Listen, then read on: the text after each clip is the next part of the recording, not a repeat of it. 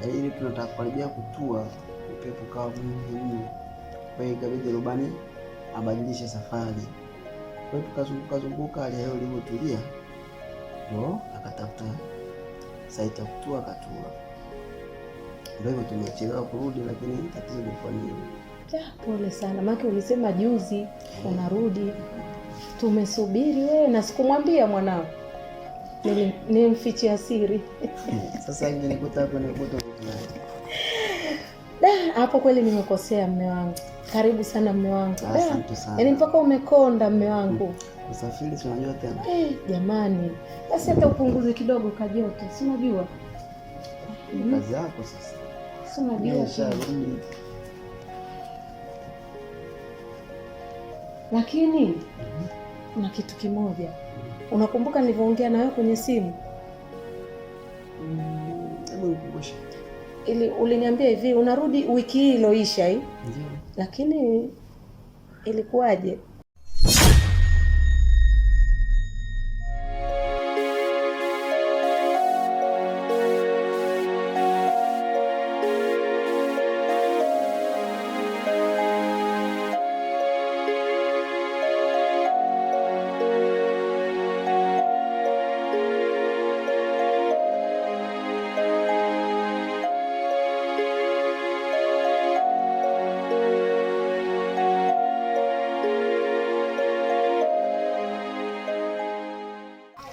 Udugu. Sitaki. Sasa utaki nini? Nimekwambia sitaki. Kinachokuninisha wewe ni nini hapa? Na maana kinachoninisha mimi ukijui? Mimi sikijui ndio maana nimekuuliza. Hivi mara ya mwisho mlivyokuja nyumbani kwangu pale tuliongea issue gani? Mimi nimesahau, nikumbushe. Mara ya mwisho mmekuja pale nyumbani na shoga yako, mmekuja kuna swala uliongea kuhusu feti. Kwamba unataka kwenda kwa feti, kwenda kumwashia Vamshi. Nikakwambia sasa hilo swala itabidi wakati unataka kwenda utupitie sisi, twende wote. Afu dakika za mwisho nakutana na Hindu hapo mtawakati ananiambia udugu kaenda peke yake. Sawa, mambo gani tunaleteana siku hizi? Tunakatana kwenye kazi. Kwa hilo swala ndo linalokununisha wewe. Yaani sana. Yaani umeniuzi kiufupi. Sasa tena mambo ya kazi ratiba ibadilika. Okay. Basi karibu mume wangu. Sasa afu kwenye lile begi dogo nilimchukulia feti zawadi. Naomba kaniletee ile begi dogo.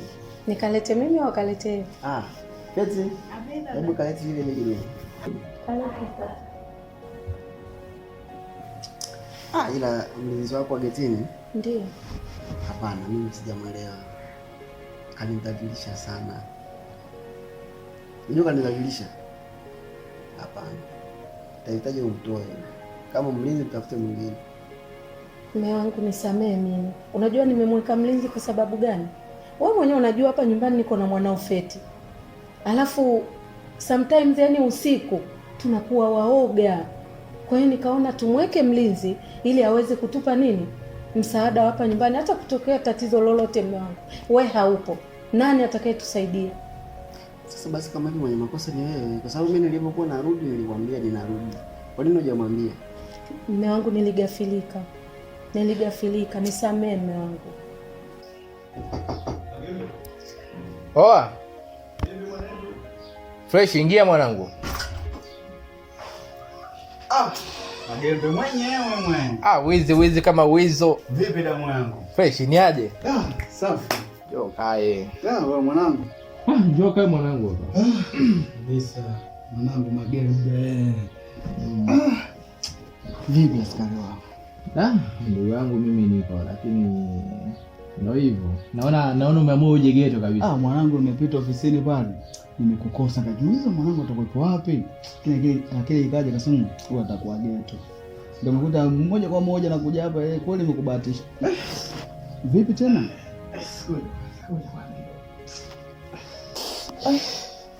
Vipi ndugu yangu?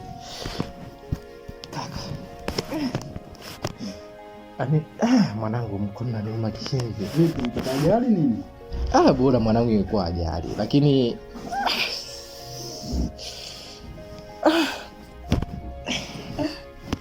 unamtisha. Yaani ndugu yangu, hii sio ajali. Hii hapa ni nadhani kuna kitu nilishakwambia si nishawahi sijawahi. Sasa kuna watu walikuwa wanamfuatilia sana Feti. Feti shemeji huyo.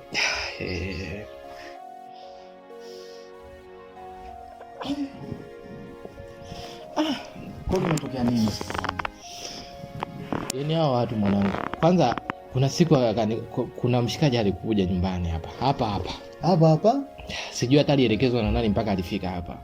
Akanikuta mimi na ndo nataka nianze kufua. Sasa ile natoa nguvu tu naanza kuweka maji nianze kufua. Mara katokea mshikaji. Huyo mshikaji mwenyewe simjui na wala sikujua ametokea wapi na alielekezwa na nani mpaka kufika hapa.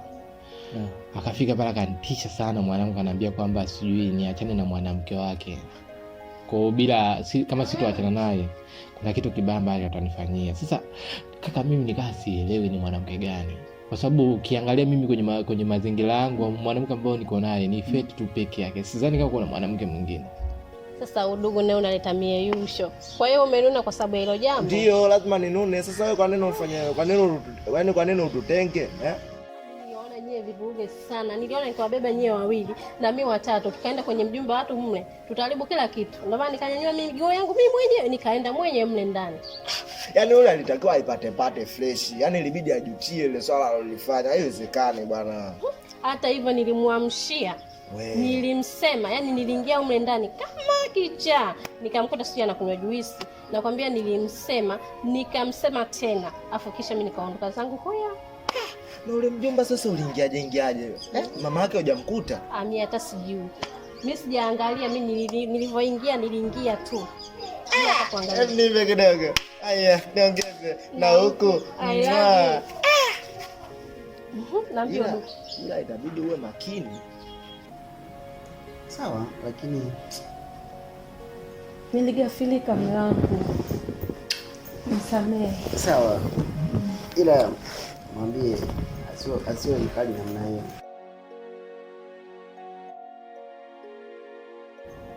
Ya.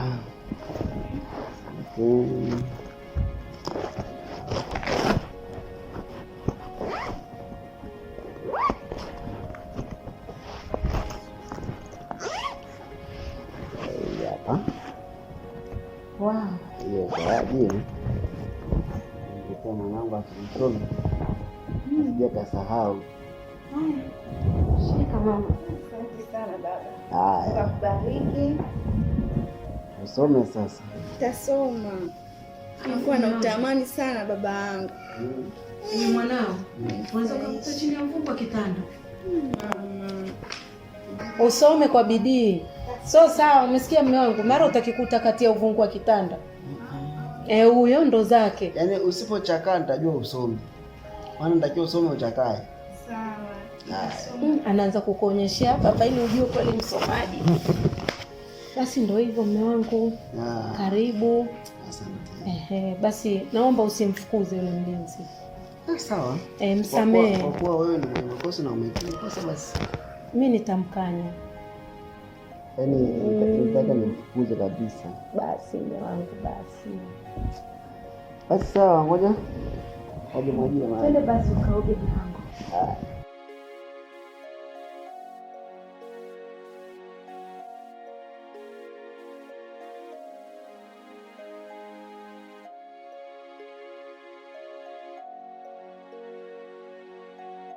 Sasa ndugu yangu mimi nimekaa nikapuuzia lile sasa sikumwambia hata Feti.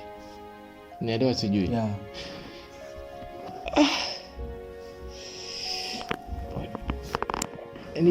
Yaani ndugu yangu. Hospitali umeenda gani? Na hapa nimepaka dawa kuchua hapa nimeambiwa nitakaa tu sawa. Sasa kitani nikaekea mabandage yale hajao mwanangu alikutembelea. Kweli jao. Sasa unajua wale washikaji walikuja wawili. Pale kazini pale. Kanikuta pale nini fresh. Mimi sikuwa na wajua kwa sababu si wajui. Ila kuhusu hilo swala Shimejengo alishakunambia kwamba kuna washikaji wanamkatilia wakishua fulani hivi kwa huko na unaelewa sio. Sasa demo mwenyewe ananiambia kwamba amewakataa sana kitu cha siku na bado wanafuzi. Kwa hiyo badala ya kukataliwa mshikaji kaamua kunipata mimi sasa. Ili madi kunitishia ni aachane naye ili madi yeye aingie. Huyo Feti aliniambia mtu mwenyewe anaitwa yani yangu. Nimekumbuka. Nani? Anaitwa Benli. Benli. Kwa jina labda imenitoka. Sura yake ipo. Kwa jina kidogo na kama muonekano wake upoje? Mshikaji muonekano wake. Yaani ni mweupe, maana alikuja kavaa kapero. Kwa hiyo sikutambua kama kanyoa hajanyoa. Ila ni mweupe. Ameacha nini hivi? Ameacha Timbaland zile za nywele ni kubwa lakini ni fresh, ni mshikaji tozi fulani hivi. Ndio sijui. Ni mtoto akishua, alafu anapenda kutembeaga na mwenzake ka dread. Lakini dread yake alipoitengeneza kama kaishuka fulani hivi. Mbavu yani. Na wapata hao washikaji hao. Sasa tutokishwa fulani hapo kati hapo. Shawapata washikaji. Sasa ndugu yangu alipokuja pale ofisini pale. So alikuja, alianza kaja nyumbani peke yake yule mshikaji Benli. Sasa ofisini akaja na mwenzake kidali mwenzake mzee. Usiniambie tu hiyo. Elewi. Tisha sana. Sasa ile katika kujitetea sasa nikaona hii kinyonge mwanangu. Mtu ananifuata mpaka kazini mzee. Ofisini kwako dharau. Na kinyonge yani dharau kwanza. Kataka ile ni alipoanza kuongea maneno yake nikataka na mimi nimpandishie mwanangu. Sasa siku moja yule unajua kidali alikuja naye. Sio kwanza mwanangu ile kanipiga hivyo unaongea nani hivi si nini nampandishia ile kabla sijataka kujitetea mwanangu hiyo nimelimwa nini ngwala mpaka chini. Au nilipigiza mgongo huu yani mpaka nilikaza kudada deki. Maana hili swala akilisikia bwana Wizi atamfikishia Magembe. Alafu utakuwa hatiani. Mimi hata siogopi. Kwanza achana nalo. Mimi mradi nishamfikishia Ofeti ujumbe wake basi. Ona la kuchukuliwa bwana. Yaani mimi nimuogope sijui Wizi kwa sababu eti sijui ataenda kumfikishia Magembe. Penzi linauma babu. Mimi nishamfikishia Feti akaye alifikirie. Upo. Hapo mimi nipo, mimi yangu macho. Basi haina tatizo, mimi ndo masiku vingi. Niongeze na huko. Basi sasa tutasomana, mimi ngoja nikafanya harakati zangu za kutafuta mambo ya lizi. Haya bwana.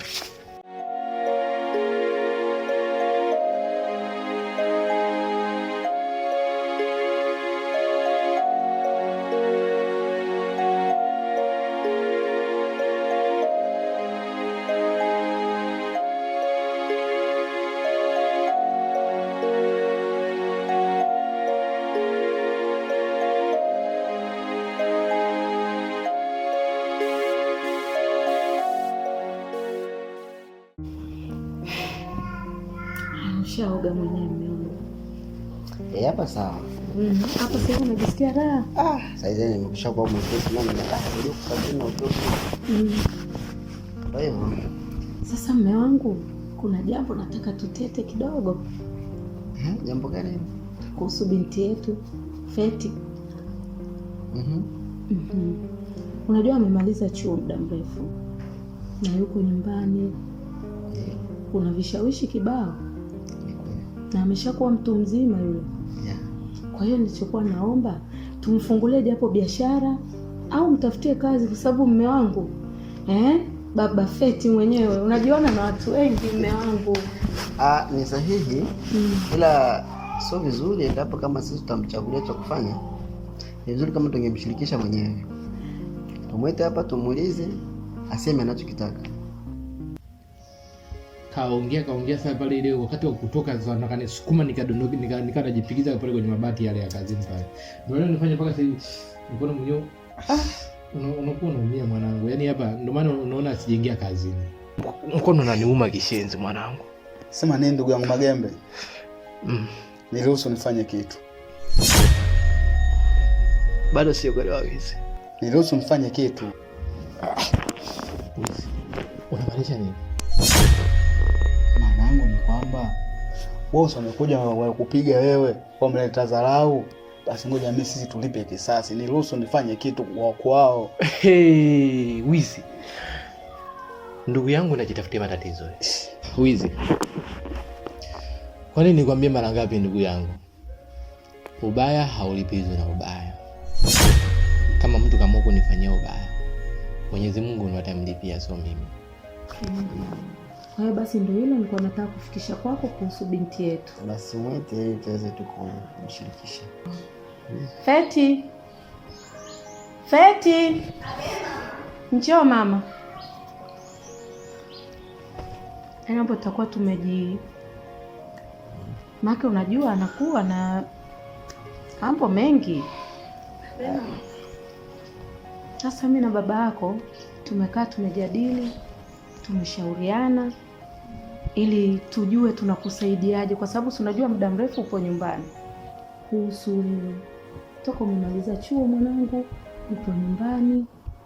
Nikamwambia aidha tukufungulie biashara au akutafutie kazi. Si unajua babako mtu maarufu, anajuana na watu wengi. Kwa hiyo ndio maana tumekuita useme wewe mwenyewe unachokihitaji. Mimi nashukuru, maana hii nafasi nilikuwa naisubiri sana. Mje mniulize kwamba nataka kufanya kitu gani, maana nimekaa sana nyumbani nataka nimalize chuo. Kwa hiyo mimi nilikuwa nataka nitafutie sehemu ambapo kumechangamka. Nataka kufanya biashara ya vijora, kuuza vipochi, viatu na vipodozi ikiwezekana. Ndio napenda mamangu. Eti mwanangu. Kwa hiyo umeona kwamba biashara hiyo ndio inakufaa? Haya mwanangu alijikuta unamjua Yesu. Mwanangu unajua ananichanganya. Sikia mwanangu. Mimi siwezi kuvumilia mwanangu umepigwa hivyo, umeumizwa hivyo. Unajua paka sasa ungekuwa kwa na ofisi yako. Sasa hivi wewe ndio umelala tu geto hapo. Hiyo kitu mimi naona dharau.